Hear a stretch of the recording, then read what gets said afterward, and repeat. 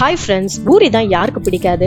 இந்த மாதிரி கொண்டக்கடலை குருமா வச்சா இன்னும் பூரி அப்படியே போயிட்டே இருக்கும். சரி, இந்த குருமாவை எப்படி பண்ணலான்னு பார்க்கலாமா? முந்தின நாளே வெள்ளை கொண்டக்கடலையே நல்லா ஊற வச்சு எடுத்துக்கிட்டேன். அடுத்த நாள் நான் குக்கர்ல மாற்றி ஒரு 4 to 5 விசில்ஸ் நல்லா வச்சு எடுத்துடலாம். ஸோ விசில் அடங்குற டைம்ல சைடில் நல்லா எண்ணெய் ஊற்றி நெய்யும் ஊற்றி அதோட ஏலக்காய் பிரியாணி இலை போட்டு வாசனை வர வரைக்கும் வறுத்த பிறகு சின்ன வெங்காயம் பொடிசா நறுக்குனதை உப்பு போட்டு கொஞ்சம் நல்லா ப்ரௌன் ஆகிற வரைக்கும் நல்லா குக் பண்ணுங்க.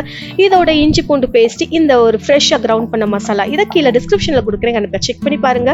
அண்ட் மஞ்சத்தூள் போட்டு நல்லா 1 நிமிஷம் குக் பண்ணுங்க. அதோட நல்லா அரைச்ச தக்காளியை நம்ம இதோட சேர்த்து நல்லா கொதிக்க விடுவோம் சிம்ல. அது எண்ணெய் பிரிஞ்சு வர வரைக்கும் மூடி போட்டு வேக விடுங்க. சைட்ல நம்ம சென்னாவும் ரெடி ஆயிருச்சு. நல்லா எண்ணெய் பிரிஞ்சு வர மூச்சுல இந்த சென்னாவையும் அதோட சேர்த்து நல்லா கொதிச்சு வர மூச்சுல நல்லா மீடியம் ஹீட்ல வச்சிருங்களேன். அந்த தண்ணி எல்லாம் சுண்டி எண்ணெய் எல்லாம் பிரிஞ்சு வர மூச்சுல நம்மளுடைய குருமா ரெடி ஆயிடுச்சு. நல்லா பூரிக்கு வச்சு செம்மையா நம்மளுடைய பிரேக்ஃபாஸ்ட்டை முடிச்சாச்சு. கண்டிப்பா செஞ்சு பாருங்க.